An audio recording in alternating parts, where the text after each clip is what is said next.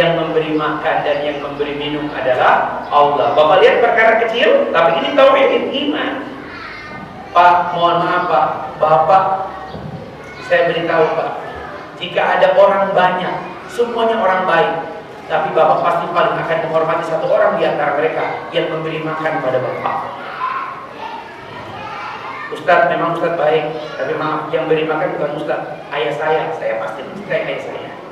Itulah sebabnya Allah mengingatkan kepada kita manusia, ajarkan kepada anak-anak, ayah yang memberi kalian makan, tapi ayah memberi kalian makan, tapi ingat, makanan ini dari Allah.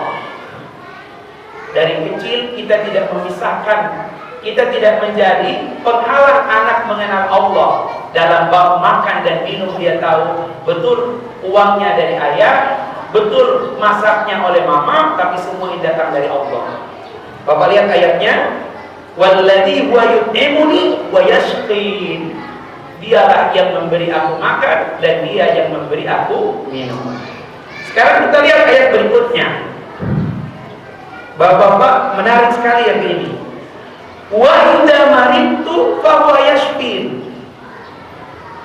Bapak lihat, kalau tadi Allah yang menciptakanku, Allah yang memberikan petunjuk kepadaku, Allah yang memberikan aku makan, Allah yang memberikan aku minum. Sekarang Allah tidak buat ayat Allah, Nabi Ibrahim tidak berkata Allah yang memberikan aku sakit, enggak. Tapi redaksinya berubah. Wa idza maridtu, dan apabila aku sakit, fa huwa yashfin. Berarti sakit bukan datang dari Allah. Sakit hanyalah qadarullah, tapi ingat ada unsur diri kita. Tapi ada ingat tauhid, apa itu? Fa huwa yashfi. Allah lah yang menyembuhkan. Saya tanya pada ibu dan bapak, coba tanya anak bapak, kalau ada 10 orang anak, ya, ada nggak di antara 10 anak yang mengatakan apa cita-cita kalian? Coba sebutkan salah satu profesi. Pasti ada dari 10 orang anak ini. Sebutkan.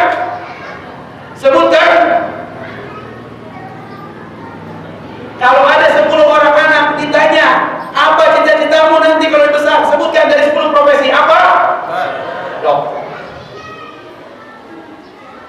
Padahal dokter sekarang juga nggak semuanya enak, apalagi ada BPJS.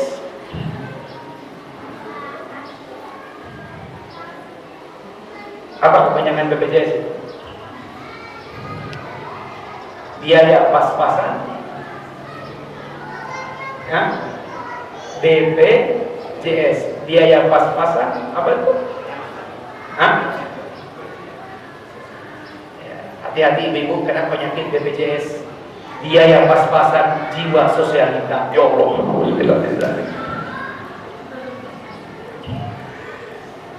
ibu, mari kita lihat bab iman dan bab tauhid pada ayat ini. Coba kita lihat, Nabi Ibrahim mengajarkan kepada kita sakit qadarullah. Tapi ingat, sakit itu qadarullah. Semua orang pasti sakit. Ada di antara Anda yang tahu siapa manusia yang tidak pernah sakit sampai dia mati?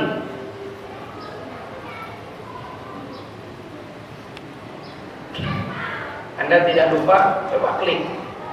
Satu-satunya manusia, ini diakui baik di Islam maupun di agama yang lain, manusia yang tidak pernah sakit sampai dia mati, Fir'aun.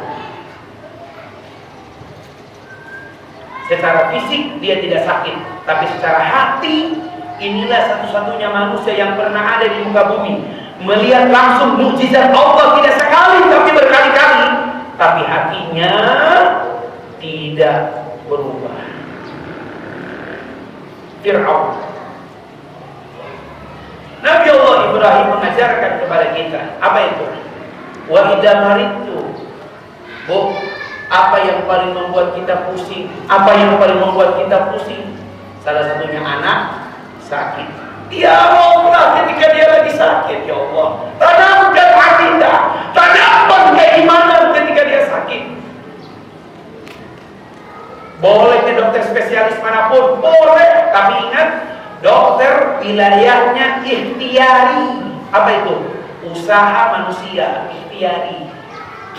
Nggak boleh sama sekali dokter itu masuk pada fase menyembuhkan. Karena kalimat menyembuhkan dalam tauhid sama dengan menyelamatkan. Dokter semua cuma sampai pada taraf memeriksa dan mengobati. Sekarang kalau Bapak pergi ke rumah sakit, apa yang diberikan dokter setelah seluruhnya beres? Apa? Kalau masih ada dokter yang memberikan obat, dipanggil dia, dicabut izinnya. Sekarang ada aturan yang boleh memberikan obat apotik berdasarkan resep dari dokter. Nggak boleh dokter jual obat sekarang.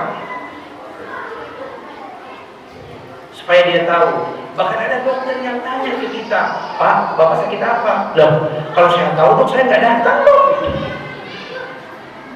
Ajarkan kepada anak-anak pada bab ini. Apa itu? Nah, kamu lagi sakit kan? Saya ini ngerawat anak saya, kena cikungunya. Saya baru tahu bagaimana itu sakitnya cikungunya. Nyerinya ya Allah. Gara-gara ini Pak, saya dapat ayat ini gara-gara ngerawat anak sakit. Karena saya cuma tahu ayat wa idza maritu fa huwa yashfin, wa idza maritu fa huwa yashfin. Ternyata ada pelajaran untuk anak. Nah, sekarang dia udah Senin masuk sekolah. Siapa yang menyembuhkannya? Allah ya. Ayat cuma merawat, dokter cuma mengobati. Iman, tauhid. Betul, berterima kasih ke dokter. Iya, bukan cuma berterima kasih, banyak bahkan. Iya kan? Betul itu. Jadi sekali lagi dalam bab ini, itu pun kita harus tanamkan. Kalau perlu, ini saya tambahkan sedikit bonus, karena kebetulan saya mengalaminya sendiri. Kalau dia lagi sakit, ajarkan ke anak. Nah, sakit begini, nah, cuma fisikmu yang sakit, nah. Tapi yang lebih parah, nak, kalau sampai hatimu sakit, nak. Apa, nak? Aku nggak marah, aku nggak benci ayah, sayang ayah, enggak, nak. Penyakit hati yang paling berbahaya. Bapak mau tahu kenapa penyakit hati jauh lebih berbahaya dari penyakit fisik? Apa jawabannya? Oh, pilih mana? Sakit gigi apa sakit hati? Kan saya suruh pilih mana? Sakit gigi, sakit hati? Apa jawabannya? Tidak mau dua-duanya. Begitu ibu jawab. Sama dengan kita tawarkan, Bu, pilih mana? Cincin apa kalung? Apa jawabannya?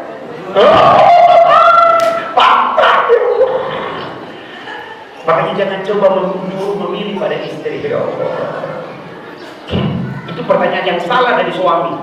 Gitu. Suami itu harus langsung keputusan. Walaupun dari sebelumnya sudah nanya-nanya. Bapak, kita perlu jelaskan kepada anak. Yang lebih parah adalah kalau kamu nak sakit hatinya. Karena penyakit hati itu lebih berbahaya. Kenapa? Diagnosanya begini. Kalau penyakit hati, orang yang terserang penyakit hati, dia tidak merasakan kalau dia punya penyakit hati, sementara orang lain merasakannya. Kalau penyakit fisik, dia merasakannya, tapi orang lain tidak merasakannya. Makanya kalau mengunjungi orang sakit, teman sakit, jangan lama-lama. Apalagi ngobrol, temanmu tuh dikasih, mati dia. Orang yang sakit fisik, Pak, gampang mengobatinya. Tapi kalau sakit hati, bahaya. Ya, makanya mengajarkan kepada anak ini, Allahu Akbar. Makanya kalau kita lihat deretan ayat ini, itu sampai pada ayat 88. Yauma la yanfa'u malu wala banun. Pada hari nanti di mana anak dan harta tidak berguna lagi, kembali lagi ke hati. Illa man atallaha biqalbin salim. Kecuali orang yang datang kepada Allah dengan hati yang bersih. Tafsirnya, hati yang bertauhid, hati yang penuh dengan iman. Bagaimana hati bisa penuh dengan tauhid? Bagaimana hati bisa penuh dengan iman kalau hatinya berpenyakit? Bapak-bapak, saya singkatkan, Pak. Kalau Bapak ingin menyembuhkan anak, Bapak ingin menyembuhkan anak-anak dari semua penyakit, karena saya baru merasakan antara anak pertama dan anak kedua, antara anak perempuan dan anak-anak laki beda. Saya sudah coba dengan semua kemampuan dialog dan perasaan.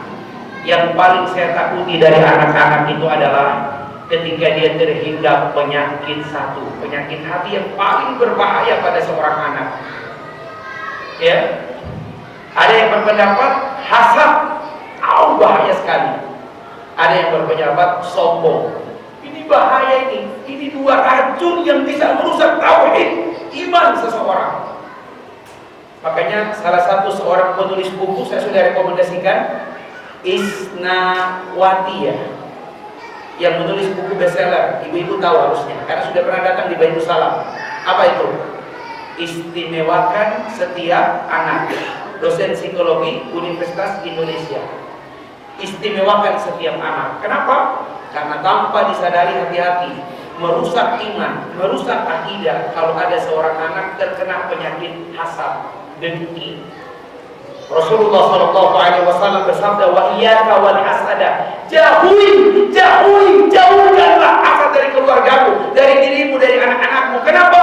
Innal hasada yaqulul hasanat kama taqulun nar al-haqaba. Jauhilah, jauhkan kedengkian dalam keluargamu, pada anak-anakmu, pada dirimu. Kenapa?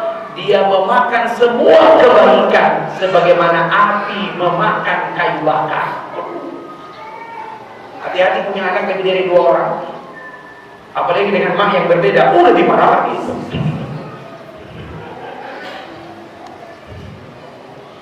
Berisiko. Betul? Sekarang bilang betul, ya Allah. Bahaya sekali. Ya. Satu lagi Pak, sebagian ulama mengatakan, mohon maaf, kita bangunin anak subuh susah, ngajak ke masjid anak susah. Kita sudah teladan, kita sudah baca kokoh. Kata Ustaz, kalau Anda perlu anak, Anda berkokoh dulu, sorban sajadah, ajak anak, tetap aja Anda ke masjid. Hati-hati Pak, kesombongan bukan milik orang besar, kesombongan bukan milik orang tua. Kadang Pak, yang namanya kesombongan disebut amrodul qulub, penyakit hati, sudah ada pada anak-anak. Hari ini saya menyaksikan seorang ibu menangis, Ustaz, anak saya ngomong. Kenapa Bu? Apa ketika saya nyuruh dia sholat, saya nyuruh ini, apa jawabannya? Ma, memang saya minta dilahirkan? No. Hari ini ada anak yang berkata seperti itu. Apa yang ada pada anak itu? Amrodul qulub, yang paling berbahaya adalah kesombongan. Pak, makanya hati-hati. Bapak mau pukul anak Pak, Bapak mau kerasin anak